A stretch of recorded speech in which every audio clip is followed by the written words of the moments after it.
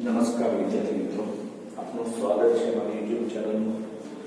મિત્રો, 12મા ધોરણના અર્થશાસ્ત્ર વિષયની અંદર આપણે 11મું ચેપ્ટર ચલાવી રહ્યા છીએ, જેની અંતર્ગત ગયા વિડિયો લેક્ચરની અંદર આપણે સ્થળાંતરના વિવિધ પ્રકારો છે એને સમજવાનો પ્રયત્ન કર્યો હતો.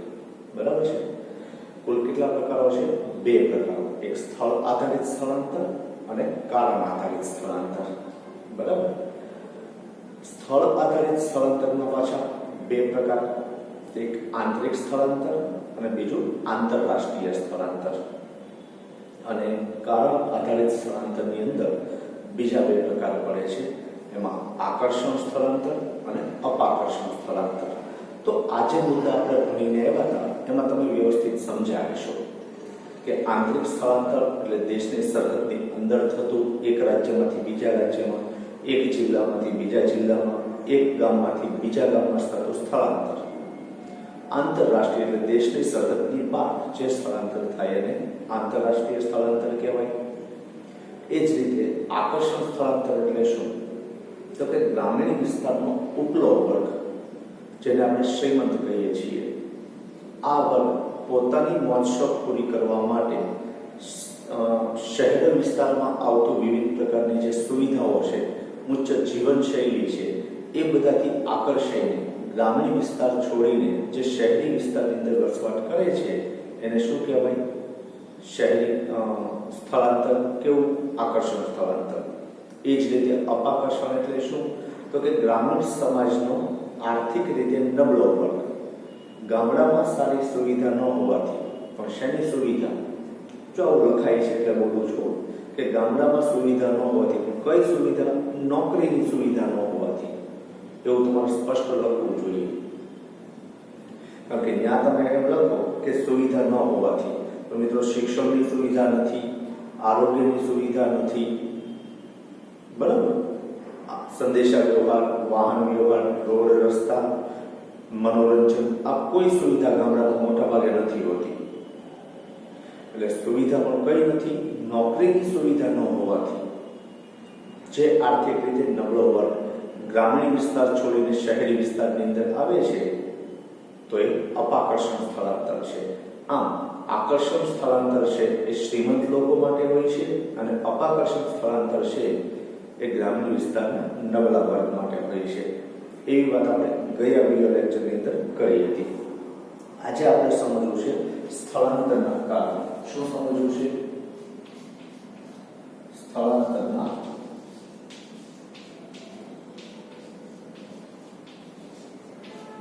કારણો.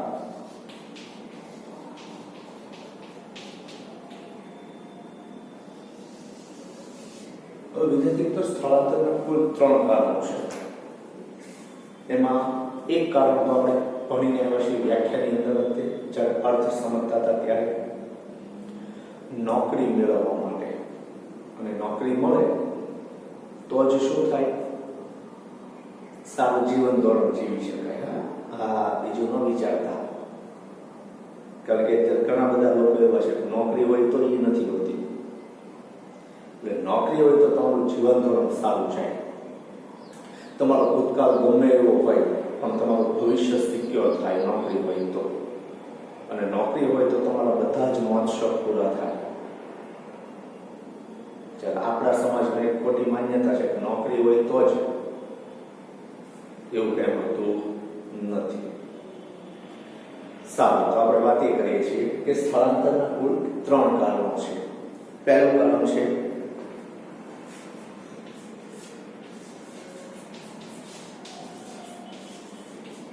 આર્થિક કારણ, બીજું છે સામાજિક કારણ,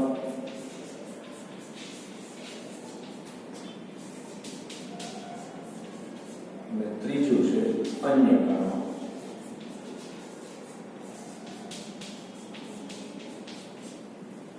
હવે તો છે બહુ નાના, બરાબર. આ અન્ય કારણોને રાજકીય કારણો પણ કહે છે. નાના પણ બહુ ઈઝી છે. એટલે આજે આપણે આ 3 કારણો સમજી લઈશું. તમને 5 માર્કમાં પૂછાય કે સ્થળાંતરના કારણો જણાવો, તો આ 3 કારણો આર્થિક, સામાજિક અન્ય અથવા રાજકીય કારણો. બરાબર. તો આ ત્રણ કારણો છે એની અંદર જે પેટા મુદ્દા પડે છે એ બહુ નાના છે અને એકદમ સમજી શકાય એવા છે. તો આ ત્રણ કારણો પૈકી આ કારણો આપણે વ્યાખ્યામાં સમજીને એવા છે કે નોકરી, મોટા ભાગે આપણે સ્થળાંતર શેની માટે કરતા હોઈએ છીએ? નોકરી માટે. કારણ કે ગ્રામીણ વિસ્તારની અંદર યોગ્ય સવલતો ન હોવાથી, નોકરી માટેની સુવિધા ન હોવાથી આપણે મોટા ભાગે શહેરો તરફ નોકરીની શોધમાં જઈએ છીએ અને ત્યાં આપણને નોકરી મળતા આપણે કાયમી વસવાટ ત્યાં કરીએ છીએ. સામાજિક કારણો, દાખલા તરીકે કોઈ દીકરીના લગ્ન થાય અને એ પિતાનું ઘર છોડીને સસરાના ઘરે જ્યારે વસવાટ કરે તેને શું કહેવાય? સામાજિક કારણ કહેવાય. અને રાજકીય કારણ, તો એની અંદર અલગ અલગ રીતે તમે જુઓ કે જ્યારે એક પણ પરિસ્થિતિ એવી હોય કે યુદ્ધની પરિસ્થિતિ હોય તો એવા સંજોગોની અંદર મોટા ભાગે કચ્છ વિસ્તારમાં તમે જુઓ કે જે તે સમયે આપણે એ વિસ્તાર છોડીને અન્ય જગ્યાએ જવું પડે. કારણ કે પાકિસ્તાન તરફથી ક્યારે હુમલો થઈ આપણે કહી ન શકીએ. બરાબર. તો આવા સંજોગોની અંદર જે સ્થળાંતર થાય એને અન્ય કારણો અથવા તો રાજકીય કારણો તરીકે ઓળખીએ છીએ. તો આમ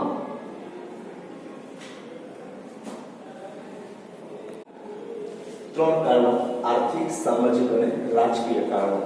બરાબર. હવે આપણે એને ડીપમાં સમજવાનો પ્રયત્ન કરીએ. તેમાં સૌથી પહેલું છે આર્થિક કારણ. કયું કારણ છે? આર્થિક કારણ.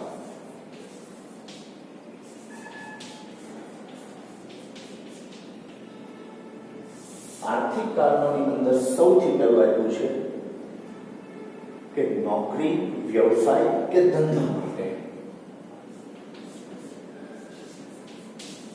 નોકરી, વ્યવસાય કે ધંધા માટે. બરાબર. તો મિત્રો, નોકરી, વ્યવસાય કે ધંધા માટે આપણે જે સ્થળાંતર કરીએ એ કયા કારણસર છે? આર્થિક કારણસર. કારણ કે આપણી આર્થિક સ્થિતિ સારી થાય એટલા માટે. ગ્રામીણ વિસ્તારમાં તમને ખબર છે કે આ મોટા ભાગે નથી હોતી, વ્યવસાય ત્યાં નથી હોતા. ધંધાની વાત કરીએ તો બિઝનેસ સ્થાપવાની હંમેશા શરૂઆત શહેરોમાં થાય. કોઈ દી સાંભળ્યું કે ટુ વ્હીલરનો શોરૂમ ગામડામાં છે? ક્યારેય ન હોય. બરાબર. સારો મોલ ગ્રામીણ વિસ્તારોમાં છે? સાંભળ્યું ક્યારે? એટલે કોઈ પણ નવા ધંધાની શરૂઆત તમારે કરવી હોય, પછી જેમ જેમ વિકાસ વધતો જાય એમ ગામડાની જરૂરિયાતો વધતા આ નોકરી, વ્યવસાય અને ધંધો ધીમે ધીમે ગામડા તરફ જતો હોય છે. કેમ કે અત્યારે તમે જુઓ છો કે ભાવનગર અને વર્તેજ વચ્ચે બહુ અંતર નથી. ટાટાનો શોરૂમ છે, હુન્ડાઈનો શોરૂમ છે, આ બધા ધીમે ધીમે થતા નારી ચોકડી વટીને વર્તેજ બાજુ થવા લાગ્યા છે. સમજે છે ભાઈ? એ જ રીતે મહિન્દ્રાનો શોરૂમ છે. તો આ બધા શોરૂમ હવે ગ્રામીણ વિસ્તારો બાજુ પણ થવા લાગ્યા છે. પણ કેમ? તો કે વર્તેજ અને ભાવનગર વચ્ચે બહુ અંતર રહ્યું નથી અને સ્થિતિમાં હવે શોરૂમ બનાવી શકાય એવી જગ્યા નથી. તો આવી રીતે નોકરી, વ્યવસાય કે ધંધા માટે આપણે ગ્રામીણ વિસ્તારો છોડીને જે શહેરી વિસ્તારોની અંદર વસવાટ કરીએ છીએ એને કેવું કહેશું? આપણે આર્થિક સ્થળાંતર કહેશું. એમાં જોઈએ તો કે જ્યારે વ્યક્તિ નોકરી, વ્યવસાય કે ધંધા માટે એક જગ્યાએથી બીજી જગ્યાએ સ્થળાંતર કરે તો તેને આર્થિક સ્થળાંતર તરીકે ઓળખાય છે. આમ એમાં બીજું કીધું છે બદલી.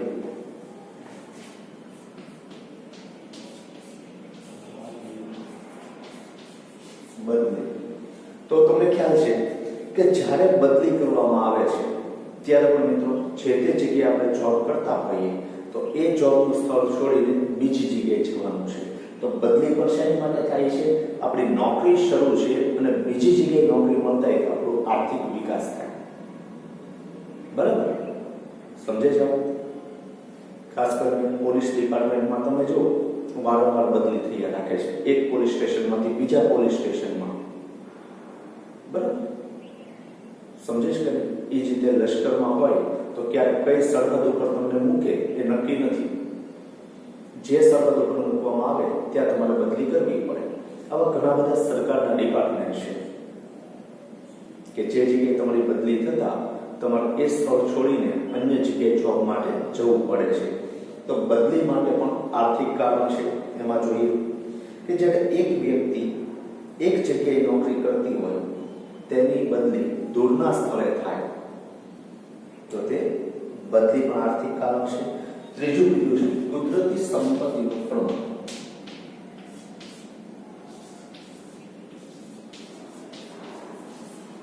કુદરતી સંપત્તિનું પ્રમાણ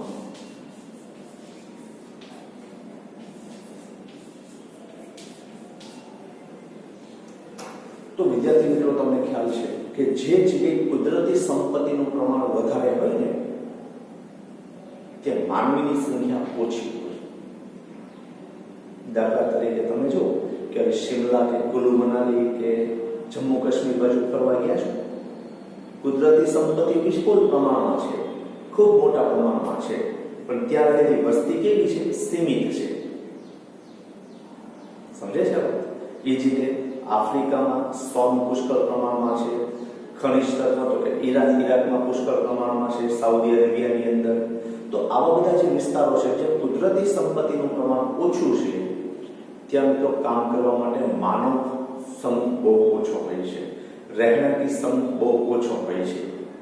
તો એ કુદરતી સંપત્તિ જે જગ્યાએ વધારે હોય ત્યાં જોબ મેળવવા માટે અન્ય જગ્યાએથી માણસો જે પ્રકારે આવે છે એને શું કહેશું આપણે?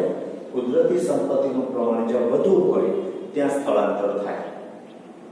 ઇન્ડિયાના ઘણા બધા લોકો Iran, Iraq, Saudi Arabia, Dubai આ બધા સ્થળે સ્થળાંતર કરે છે કારણ કે ત્યાં કુદરતી સંપત્તિનું પ્રમાણ કેવું છે?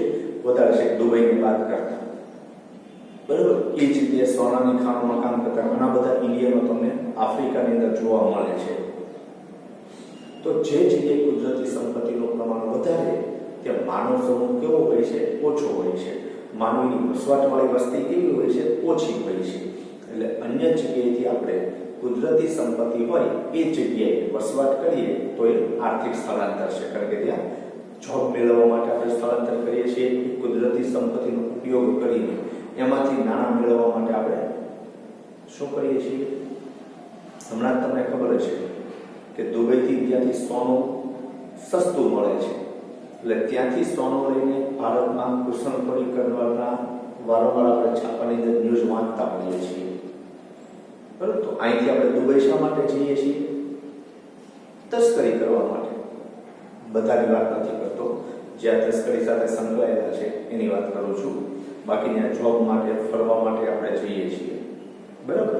તો એમાં જોઈએ કે કોઈ પણ જગ્યાએ કુદરતી સંપત્તિ વિપુલ પ્રમાણમાં હોય પરંતુ તે સ્થળે વસ્તીનું પ્રમાણ ખૂબ જ ઓછું હોય ત્યારે તે સ્થળે થતું સ્થળાંતર, દાખલા તરીકે સોનાની ખાણ, હીરાની ખાણ, ખનિજ સંપત્તિ, પેટ્રોલિયમ પેદાશો વગેરેના ખનન અને શુદ્ધિકરણની પ્રક્રિયા માટે વિવિધ પ્રકારના કૌશલ્ય ધરાવતા માનવ શ્રમની મોટા પ્રમાણમાં જરૂર પડે છે.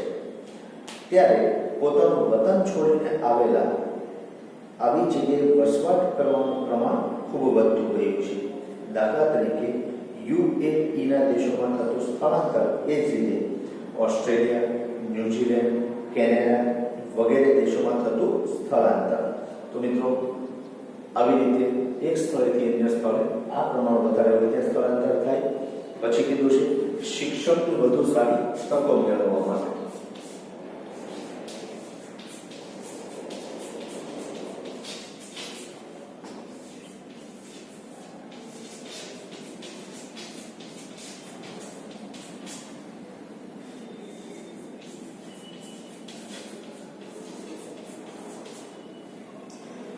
મિત્રો શિક્ષણની વધુ સારી તકો મેળવવા માટે શિક્ષણથી શું થાય?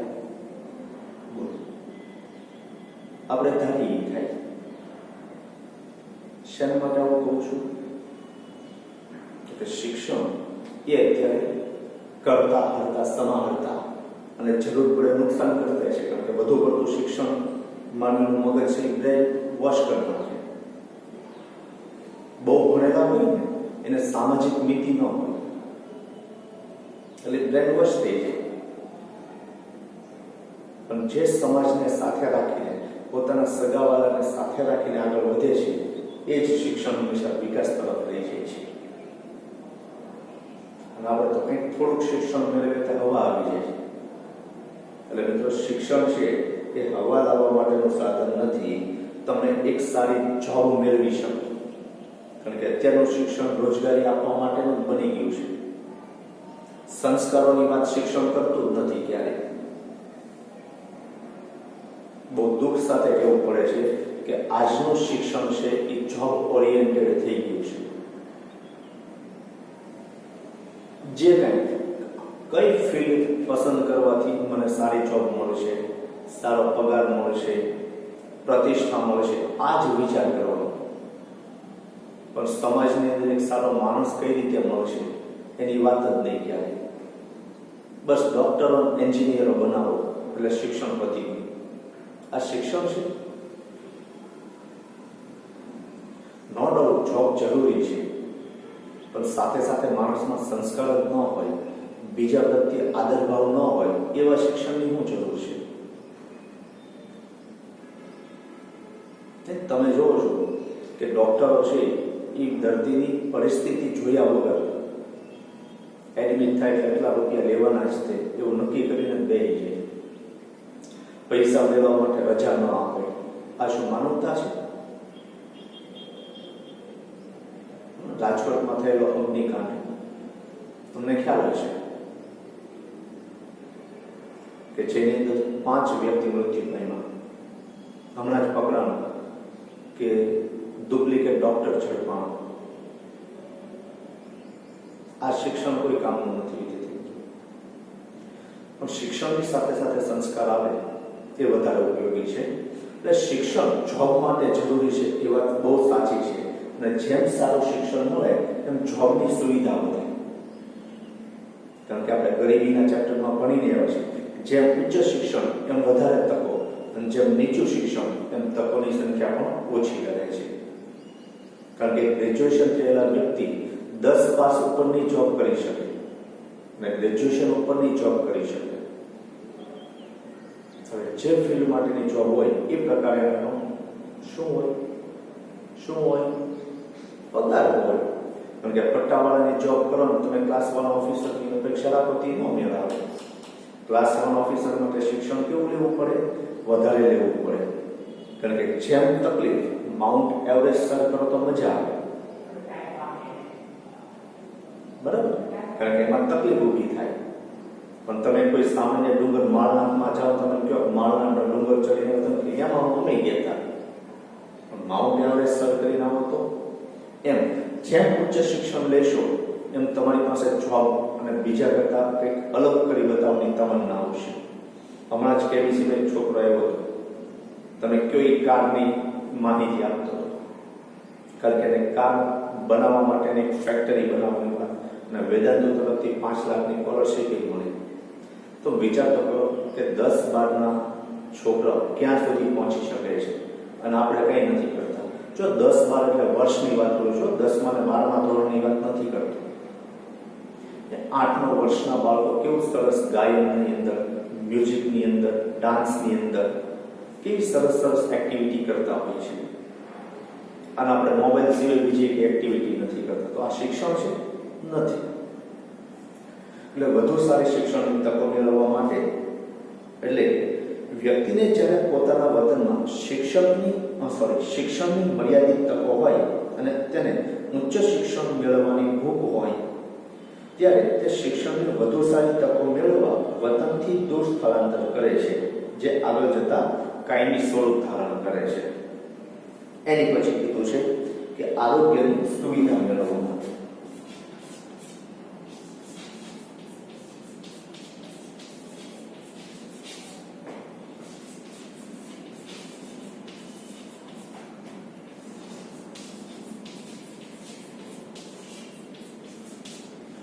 આપણને છે આરોગ્ય અને આર્થિક કારણને શું લેવા દેવા? તો થાય કે ન થાય? તો શું લેવા દેવા મને કહો તો? તો મિત્રો જેમ આપણી તંદુરસ્તી સારી એમ આપણી કાર્ય કરવાની ઝડપ વધારે રહેશે. ક્લાસમાં તમે જો કે ક્લાસમાં બેઠા છો, શરદી જેવું છે, માથું દુખે છે, તો આપણને ભણવાની મજા નહીં આવે. એટલે રીતે શિક્ષક ગમે એટલું સારી રીતે ભણાવતા હોય આપણને ન મજા આવે. એમ જ લાગે કે સાહેબ બંધ થાય તો સારું થઈ ગયું. એમ આપણે કોઈ કાર્ય કરીએ છીએ અને એ કાર્યની અંદર આપણી તંદુરસ્તી સારી નથી, માનસિક ટેન્શન હોય, શારીરિક કષ્ટ થતું હોય, તો આપણે કામ ન કરી શકીએ. અમે જ્યારે વિડીયો ઉતારીએ છીએ ત્યારે અમારે પણ આરોગ્યની સુવિધા મળતી હોય તો જ અમે કામ કરી શકીએ. કારણ કે જો અમારી આરોગ્યની દ્રષ્ટિએ ખામી હોય તો મિત્રો અમને જ માથું દુખતું હોય તો ભણાવવાના છીએ સર? નથી ભણાવવા. ક્લાસમાં ઘણી વાર એવું કીધેલું છે, આજે તમને મજા નથી, આજ તમારું વર્ક કરો, એવું કીધેલું છે. અત્યાર સુધીમાં તમને આવા ઘણા અનુભવ થયા છે કે કોઈ શિક્ષકને કંઈ મજા ન હોય તો એ કહે છે કે આજે આપણે ભણીશું નહીં, આજે તમે અવાજ ન કરતા, શાંતિથી પોતાનું વર્ક કરો. કે નથી કે તો જેમ તમારી આરોગ્યની દ્રષ્ટિ સારી નથી, આરોગ્યની સ્થિતિ સારી નથી, એમ તમે કામ નથી કરી શકતા અને ઉત્પાદનમાં તમારો ફાળો નથી આપી શકતા. તો હવે જ્યારે ઉત્પાદનમાં ફાળો નથી આપતા, તમે કામ ઓછું કરો છો, પરિણામે તમારી આર્થિક સ્થિતિ ઉપર સીધી અસર થાય. એક ઉદાહરણ દ્વારા સમજે કે એક વ્યક્તિ રોજ કામે જાય છે અને 500 રૂપિયા કમાય છે. આજે એ વ્યક્તિ જો રોજે રોજની દાળીને ચૂકવવામાં આવે છે, આજે એ વ્યક્તિ તાવ આવે છે અને કામે નથી જઈ શકતો, મજૂરી કામ નથી કરી શકતો, તો એને એ દિવસના 500 રૂપિયા મળશે નહીં. એ જ રીતે કોઈ ક્લાસ 1 ઓફિસર અથવા તો કોઈ કંપનીની અંદર જનરલ મેનેજર તરીકે એ વ્યક્તિ કામ કરે છે, રોજે રોજ જાય છે, એને મહિને 2 લાખનો પગાર છે. કેટલો પગાર છે? 2 લાખનો પગાર છે. હવે વિદ્યાર્થી મિત્રો માની લો કે એનું એક્સિડન્ટ થઈ અને કાંઈ બ્રેન ડેમેજ થઈ ગઈ, તો એ કામ કરી શકશે? નહીં કરી શકે. પેરાલિસિસનો હુમલો આવ્યો, કામ કરી શકશે? નહીં કરી શકે. હૃદય રોગનો હુમલો આવ્યો, કામ કરી શકશે? નહીં કરી શકે. અને એની બદલે જો તમારી આરોગ્યની સ્થિતિ સારી હોય, જે કંઈ રોગ થાય એનું તાત્કાલિક નિરાકરણ આવી જતું હોય, તો એનાથી અત્યારે તમને ખ્યાલ છે કે કોઈ પણ પરિસ્થિતિ હોય ને, સાથે ડોક્ટર શક્તિની ટેબ્લેટ આપે જ તે આયર્નની ટેબ્લેટ આપે જ તે, ફોલિક એસિડની ટેબ્લેટ આપે. કેમ? તો કે શરીરની અંદર રહેલા અલગ અલગ પ્રકારના જે વિટામિન છે એની ઉણપ ન થાય એટલા માટે. અને જો એ ઉણપ દેખાય, સામાન્ય તો વિચારો કે વિટામિન B12 આપણામાં ઓછું હોય તો આપણે એક સુસ્તી સાથે કામ કરીએ છીએ. પગ દુખતા હોય, પીડીઓ કરતી હોય, કંઈક બીજી આપણે શરીરની અંદર ખામી દેખાતી હોય, બરાબર, હાડકા નબળા હોય, તો આવી બધી સ્થિતિને લીધે આપણે કહી શકીએ કે જો આરોગ્યની સુવિધા જ્યાં સારી મળતી હોય, વ્યક્તિની આરોગ્યની દ્રષ્ટિએ તંદુરસ્તી સારી હોય, તો એ સારામાં સારું કાર્ય કરી શકે છે અને પોતે એક સારી ફેસિલિટી સાથે, એક સારા સમાજ સાથે અને એક સારી પરિસ્થિતિનું નિર્માણ કરીને એ પોતાના દેશની અંદર સારામાં સારા ઉત્પાદનમાં પોતાનો ફાળો આપી શકે છે. અને જેમ ઉત્પાદન વધે, જેમ તમારી સ્પિરિટ વધે, જેમ કાર્ય કરવાની પદ્ધતિમાં બદલાવ આવે અને ઝડપી ઉત્પાદન કરો, એમ તમારા પગારમાં પણ વધારો થાય. અને પગારમાં વધારો થાય મતલબ કે તમે આર્થિક રીતે કેવા બનો છો? સદ્ધર બનો છો. એટલે આર્થિકને સીધી રીતે અસર નથી કરતું, બરાબર, પ્રત્યક્ષ અસર નથી કરતું, પણ પરોક્ષ રીતે આરોગ્યની સુવિધા એ આપણા આર્થિક રીતે સદ્ધર રહેવા માટેનું એક સૌથી સારામાં સારું પરિબળ કહી શકીએ. એમાં જોઈએ કે જ્યારે વ્યક્તિ આરોગ્યની પૂરતી સુવિધાઓ પોતાના વતનમાં ન મેળવી શકતો હોય, ત્યારે આરોગ્યની અત્યાધુનિક સુવિધાઓ સત્ય તમને ખ્યાલ છે કે હમણાં છાપાની અંદર હતું કે રશિયન અથવા તો યુરોપના, મને યાદ નથી રહ્યું, એ વ્યક્તિનું હૃદય અહીંયાથી યુરોપ કે રશિયા જશે અને એ વ્યક્તિના હાર્ટની અંદર કે હૃદય ધબકશે, કારણ કે આ વ્યક્તિ અહીંયા ડેમેજ થઈ ગયું છે, હેમરેજ છે, એ ક્યારેય સજીવન થઈ શકે એમ નથી, ટૂંકમાં મૃતપ્રાય અવસ્થામાં જ છે. તો એ વ્યક્તિનું હૃદય અન્ય કોઈ જગ્યાએ ધબકશે. આવું ગામડામાં જોવા મળે? ન જોવા મળે. ગામડામાં ઘણી બધી સુવિધા નથી. સામાન્ય ડિલિવરી માટેની હોસ્પિટલો પણ ગામડામાં નથી. તો મિત્રો, જ્યાં આરોગ્યની સુવિધાઓ નથી, એ સુવિધાઓ મેળવવા માટે આપણે પોતાના વતનથી દૂર જ્યાં આરોગ્યની સુવિધાઓ સારી રીતે મળતી હોય તે જગ્યાએ સ્થળાંતર કરે છે, જેથી તે વધુ સારું તંદુરસ્ત જીવન જીવી શકે અને તેની હકારાત્મક અસર આર્થિક ઉપાર્જનમાં જોવા મળે છે. એની પછી કીધું છે આયોજિત સ્થળાંતર.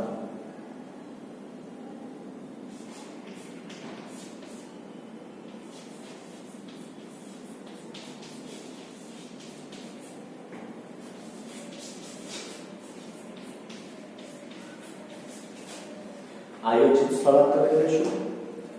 તમે શિક્ષણ ગમે ત્યાં લીધું હોય, ગમે ત્યાં તમે વસવાટ કરતા હો, પણ આપણા મગજમાં એક ફિટ થઈ જાય કે મોટા થઈને આ જ જગ્યાએ સેટ થવું છે. ત્યાં સેટ થવા એટલે હું ખાલી રહેવા માટે જઈશું આપણે? ઘણા લોકો એવો ગોલ હોય કે ભણી ગણીને આપણે તો દુબઈ જવું છે, ઈરાન જવું છે, સાઉદી અરેબિયા જવું છે, અમેરિકા જવું છે, ઓસ્ટ્રેલિયા, ન્યુઝીલેન્ડ, ઘણી જગ્યાએ તમારું ફિક્સ થવું હોય. અથવા તો એક્ટ્રેસ બનવા માટે કોઈ ગામડામાં જન્મ લીધેલી કોઈ સ્ત્રી અથવા એક્ટર બનવા માટે ગામડામાં જન્મ લીધેલો કોઈ એક યુવાન જ્યારે મુંબઈમાં જઈને વસવાટ કરે છે, તો મિત્રો એ કેવું સ્થળાંતર કહેવાય છે? એ જ રીતે ફેશન ડિઝાઇનિંગનો કોર્સ કરવો હોય તો તમારે બોમ્બે જવું પડે, અને બોમ્બે ગયા પછી ફેશન ડિઝાઇનિંગ તમારે ગામડામાં હાલે, ભાવનગરમાં ફેશન ડિઝાઇનિંગ હાલે, કારણ કે ફેશન ડિઝાઇનિંગ એ જગ્યાએ હાલે કે જ્યાં ફેશનને લગતા વિવિધ મેળાઓ થતા હોય. ભાવનગરમાં ફેશન ડિઝાઇનિંગનું છે, આ બ્રાઇડલને સારામાં સારી તૈયાર કરવી તો શું ફેશન થઈ ગઈ?